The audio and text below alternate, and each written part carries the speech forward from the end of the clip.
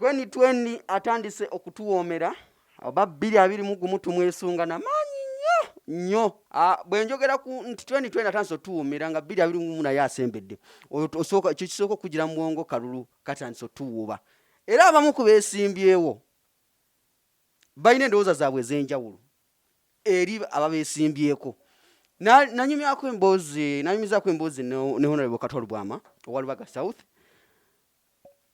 Alina opponent wa mwesimbyeko bamuyita Mukibi Sadaati. Abangi mumanyi nga Khalifah Aganaga owa bad character. Bingi nnyo byamwogerako. N'ebitulinaku ebituli mu kwesimbawo kwe. Ale bwe tuba tutunulira abantu balabira nnyo mu kifaananyi kya entertainment. Nti ono muyimbi era kwali Khalifah Aganaga kwali ne Kato Lubwama mu katemba gyali. Bingi bibagatta okubafuula abagwa mu kkoweero lya entertainment. N'olunaku emboozi enamyemu ne Kato Lubwama ayina ebituli bingi byakuye mu Khalifah Aganaga. Ne ngambe n'emboozi tejja kuggwayo bulungi nga sinoonyezaako Honorable Mukibi Sadaati obanji gwe muyita Khalifah Aganaga mu bad character. Bino ebintu emboozi eno njagala eggwa olunaku olwaleero nga ndi wamu ne Khalifah Aganaga Honorable Mukibi Sadaati. Amanyiri nnyo lyonna likwata nnyo kuba kati bw'otandika okusemberera 2021 amanya gali gatandika okuvaayo abangi muzze mugatukweka tujja ganonya ku ballot paper nga tetugategeera. So nja nsooke Khalifah babuuzeeko then tugende mu maaso n'emboozi y'olunaku olwaleero ejja kubanyumira nnyo.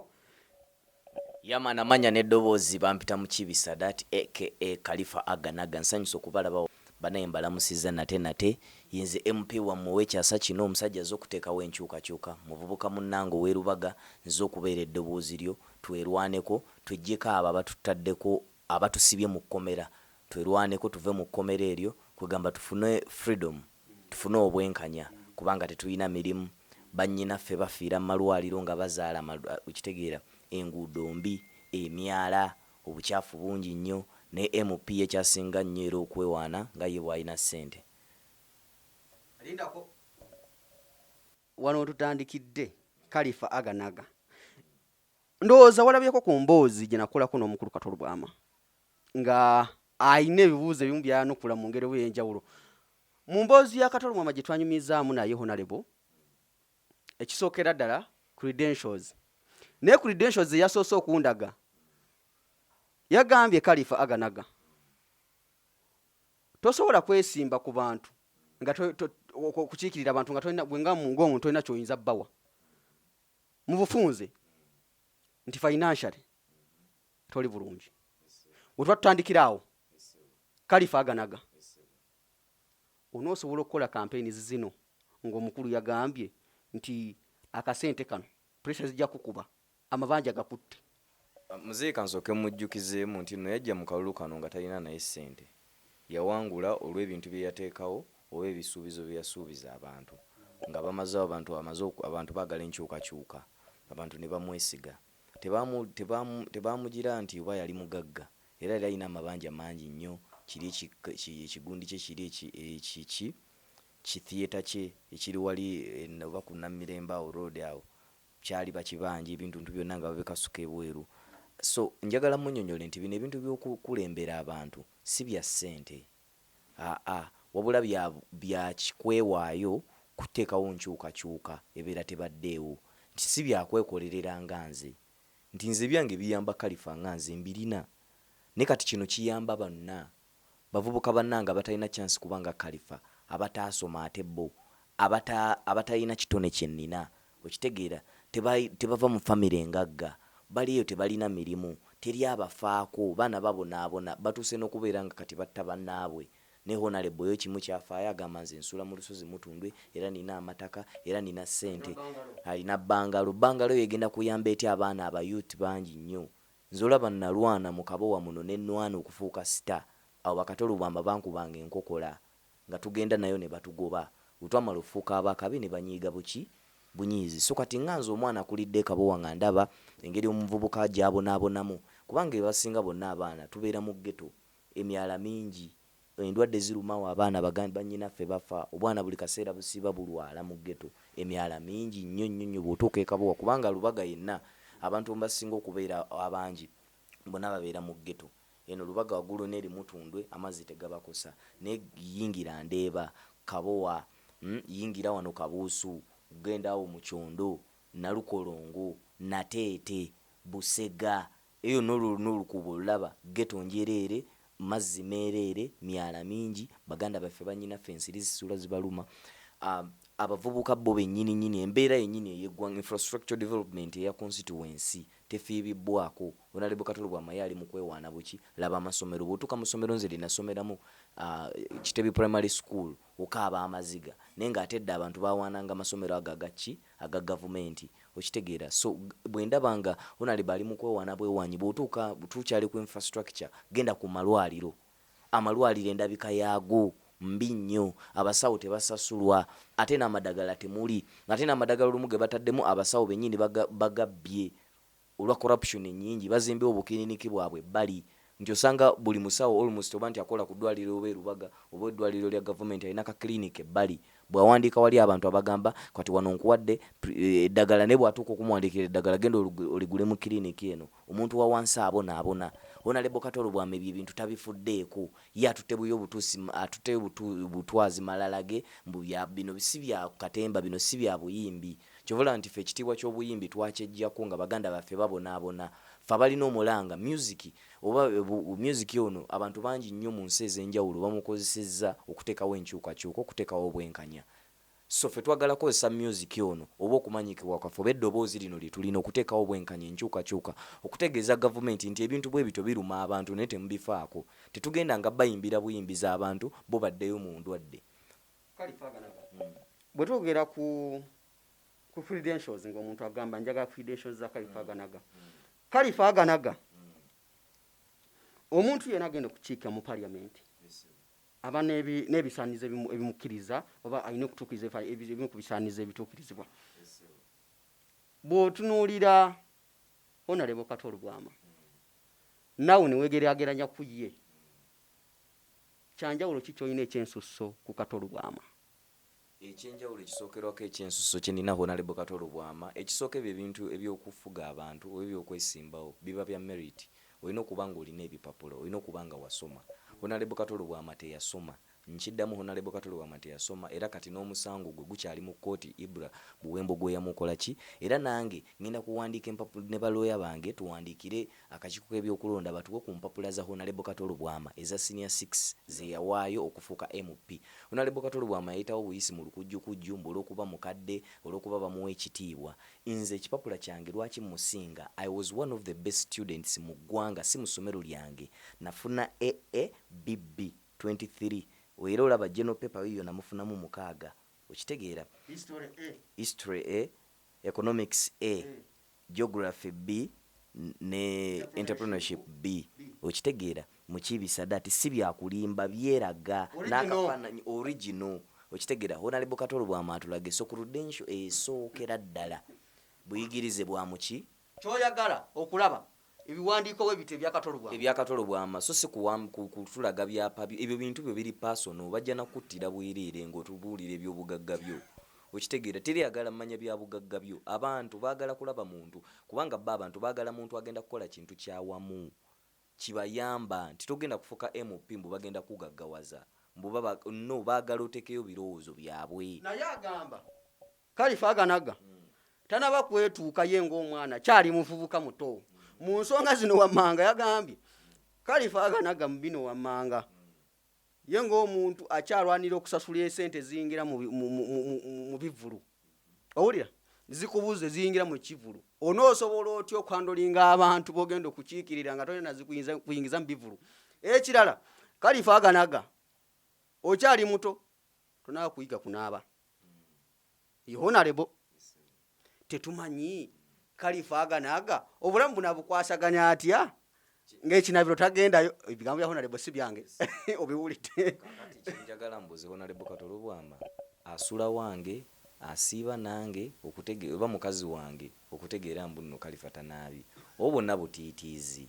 Okitegeera nti mutaddeko pressure okuva we yawulira nti nno Khalifah azze ebyenda byamwetokota n'alwala n'agenda ne bamukola ki, ne bamuoperatinga n'omuoperatinga. So Honorable Kato Lubwama bwe kiri era ne bwavuddeyo bw'ati abadde agudde nga takyalina wadde kawulire era ayogera kwani ba opponents kyogamba beesimbewo Lubaga nze nzekka.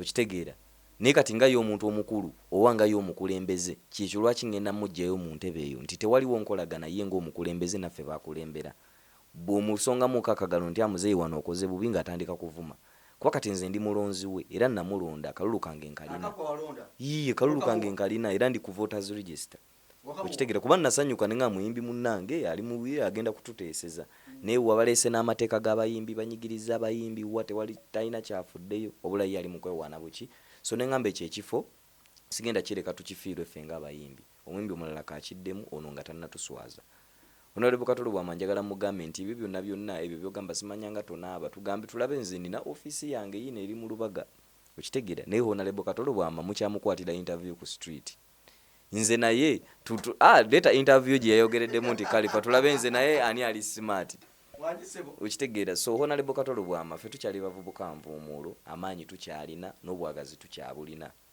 guli ku expired date ate nze ndi ku ntandikwa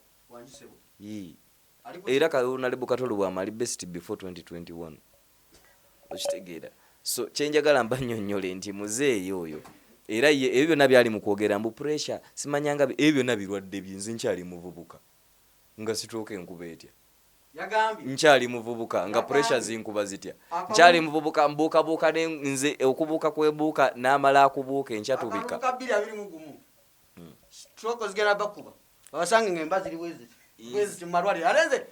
bakadde abali mu egyo emyaka egikubwa stroke okitegeera naye omuvubuka Khalifah kambula kalevu bwenti okitegeera so kati nze ndi mundooza Kato Lubwama nga kugamba so Honorable Kato Lubwama simuweebuula era muwe ekitiibwa nze ng'omukulembeze sibuula mu bantu kitiibwa naye nina omunnyonnyola nti wano ogenze bubi ye ng'omukulembeze omutuufu kirabika kitya nga mbutuufu ye ku myaka gye ali mu kuvuma Khalifah bw'atyo nze nenkeera ku makya nentandika okuvuma Honorable Kato Lubwama mbutonaaba simanyanga biki ebyenda bitambulira bweru birerere biki okitegeera ebyo baba bajja balabira ddala nti Khalifah gwe omusajja omukulu omuntu omuki naye ate ye omuntu omukulu tafuddeyo okukola kikunvuma so kati ebyo byonna mba njagala abantu bapime babalansinge Honorable Kato Lubwama njagala mugambe nti nno nze kindeese mu kalulu kano okuteekawo nkyukakyuka ate nina ebitabo byange nasoma naye bw'abanga yasoma aleete ebitabo bye tukompeyalinge simple bwe biba byakukola nti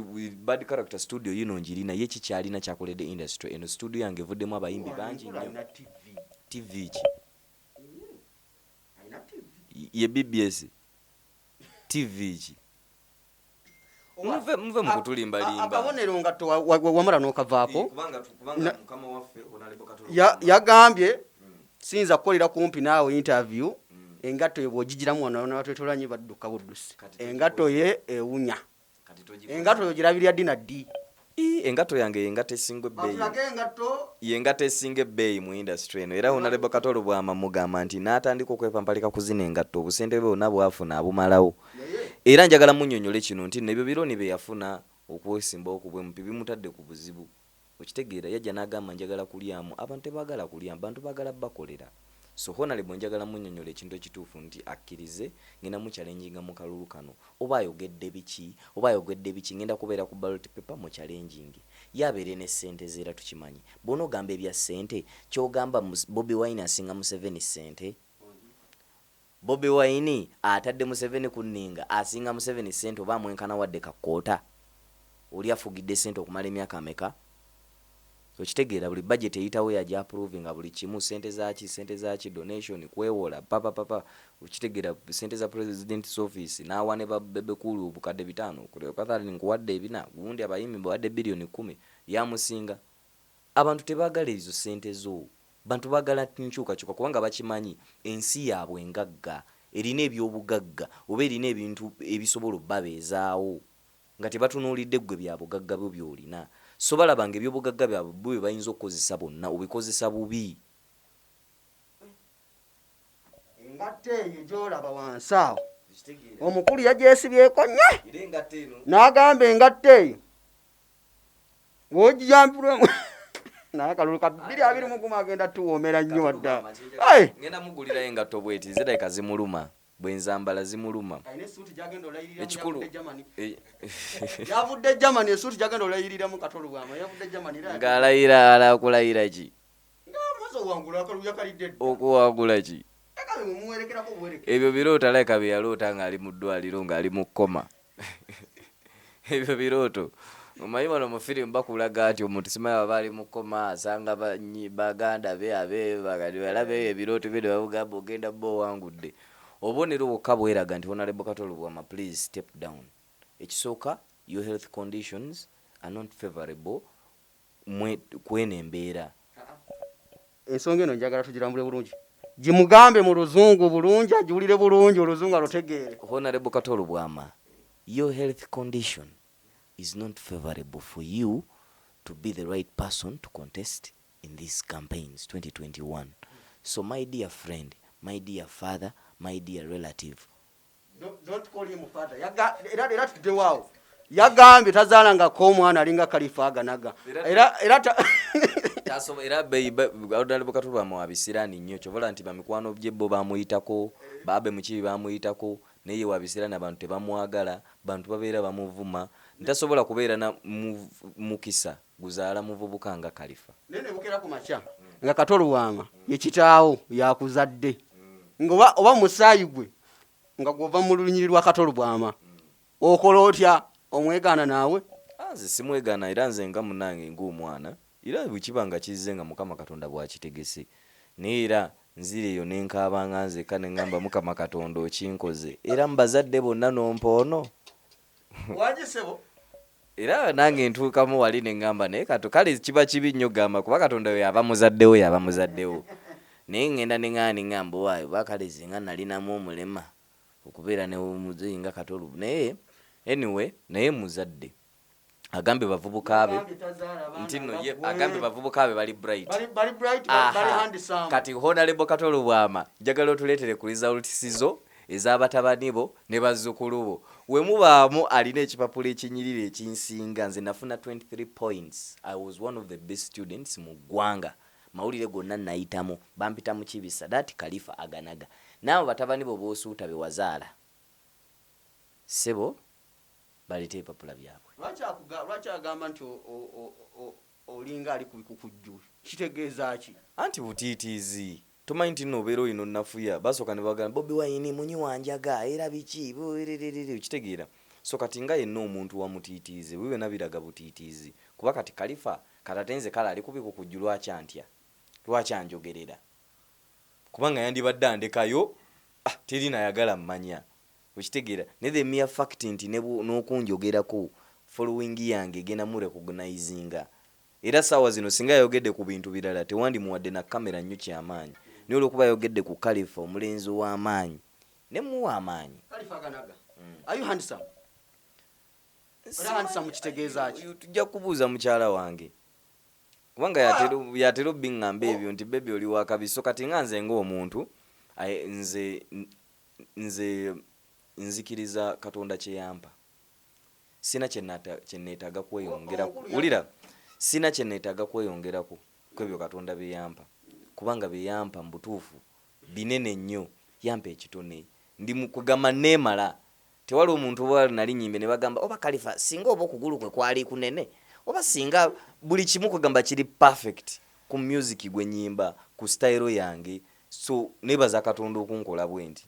So ye Kato Lubwama asabe Katonda munnanga abeeko byamukyusiza. Amukyusiza eki? Oba amaaso ago. Bayagambye mwembanyi naye mwanyinaze mukuwe oba oli mulungi mukuwe sister wange. Nengamba nja kukubuuza owaayi olinayo omukyala? Gwe sister wo mugaba bugabi bwotyo, sister we alina okwesiimira. Olaba ne Kapera alina omukyala. So kati nti ebyokugamba nti oba ndi mulungi oba siri mulungi, my girlfriend mukyala wange yakola ki? Yamanyi obuwoomi bwendimu, yamanyi obulungi bwange. Ate bagamba beauty lies in the hands of the beholder. Okitegeera so nti ye nga bw'aba akirabye nti kimunyumidde ziringa nnyimba nti n'olimba bwe terukunyumidde oli ojja musanga lumunyumira. Wamunyiiza nnyo kiki ennyo simbawo nakuba na mpapula zino ze zimuluma kubanga teyasoma. Omanyi bannaye bagamba obutasoma buluma bukulu era bwe bulumi obwo.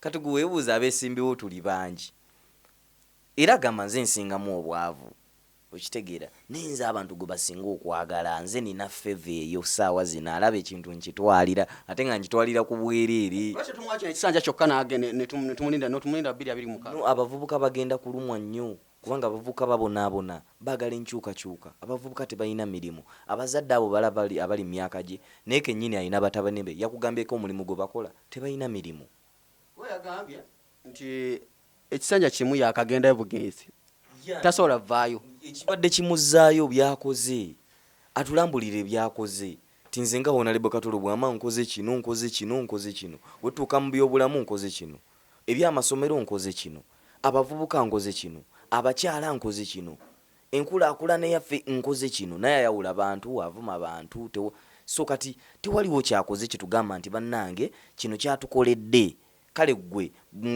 nawe oyita mu lubaga era omuyitamu oba omukozeko interviews nyingi nnyo kiki kye yali yenyumirizaamu naganze bukyanga nfuuka MP kino ku maanyi gange nateekawo kino bannakola kino era byakugamba nina ennyumba emutundu nazimbyewa naye nga yajja wano nga yeegonza bannange mumpe ndiye ndi munaku munnammwe ndi kakati obunaku bwalagawa sente okitegeera so kati bibe ebintu ebimukwata ezokka ensobi omuntu zasinziirako n'agamba naye nedda omusajja ono bwe tunaamwongera amaanyi agenda kuvuma buvumi bantu mukifo kyeyandibuuziza bakalifa bano abavubuka lwaki muyomba kozi kalifa okwesimbawo tekiri we yokka bavubuka bangi mu Uganda bonna waliwo political wave ezze nga bavubuka bagirimu so yandisoose kwebuuza lwaki abavubuka bakayana kalifa kikyawo kibakayanya mwe nga abavubuka nguyo omubaka obubaka obwo nembumuwa nategeera nti abavubuka bano kyekibakayanya kwe kwagala n'okutuuka okunneesimbako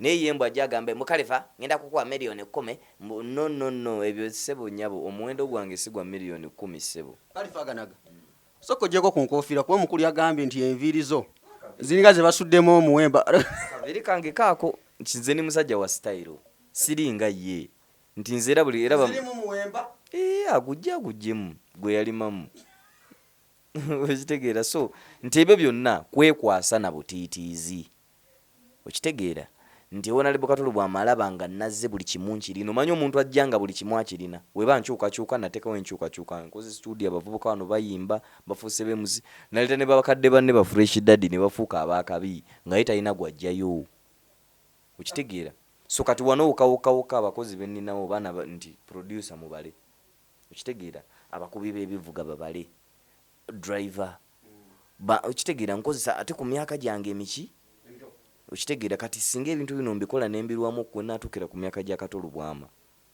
so kati Kato Lubwama bo ennugu gye balina nti balaba nti ffe tubuuse obudde bukyakola ki bukyali ye yabuuka okujja ku Awemukidde nga ali myaka gye egy'okukaddiwe ali ku expiry date ye nze ate ntani mbibuuse nkyali kati kibaluma bagamba bannange obwana buno okitegeera era luli abavubuka tebabiriimu nga tetubimanyi ebyo bya politics ebyokwesimbawo tetulina tetubimanyi kumbe tubonaabona tugambe emirimu tegijja ebintu nga bya buseere oyagala okugula bizinesi tekisoboka onoonya kuyamba teri kikuyamba kumbe abasajja abalina tuterayo ebintu ebyo ne bateerawo embeera ennungi bo tebabifaako oluyingira bwati pa so kati twabuuse ebyabalema okukola katubyekolere omukulu Khalifah Aganaga Honorable Awemukidde Sadat awadde obubaka bwe era mu bubaka bwe buno mwe mujja okujja manifesto gyayina eri abantu b'e Lubaga South ndowooza omukulu Kato Lubwama Honorable oyanukuddwa bulungi omukulu Awemukidde Sadat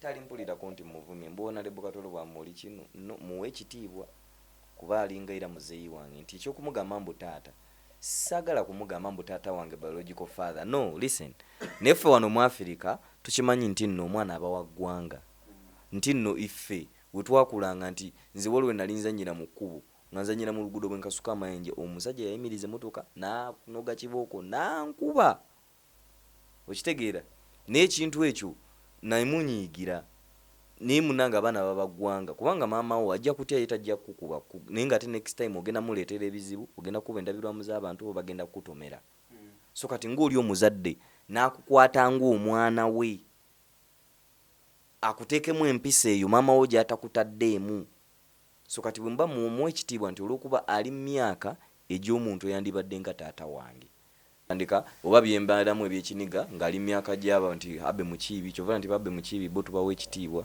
naye wena lebo Kato Lubwama tebamuwa kitiibwa talina mukisa gwagalwa abantu tebamuwagala oba kiki ate nga sente azirina no waliwo okubeera nga abantu kale katukiyambe bambi amaze notulaga mbu simanya ina n'obwoka mu lubuto simanya biki okitegeera bamuyamba okitegeera naye nga tebamuyambye nti he is a darling because he has banangi talent kuba nagayimba era ge yayimba gagezese kuze ennyimba naye ge yayimba ye mbiseera ebyo we yayimbira ye yali best artist oba yali nganze kuba nze ratinga kati sawa zino ndi mba top 5 naye ye Kato Kato Lubwama we yabeererawo mwamuratinga tubasusawo Khalifah Aganaga is among the top 5 artists bwe yakyogedde mukulu ono gwena ali eyo 220 atanso kuwomera 220 atanso kuwomera ngange bwintanso muwomerwa Willy Bank kutumiddeko awo Shafik ku kamera abako mubeere bulungi mweraba situgenda suka awo ku credentials zote zifunye eza Khalifah Aganaga yasoma bulungi ndowooza muzirabye talina mu mwenda Shafik ozirabye bulungi kale senior 4 senior 6 advanced level yali mugezi bwatyo Khalifah Aganaga bwatyo wabadde walabise mbeere bulungi mweraba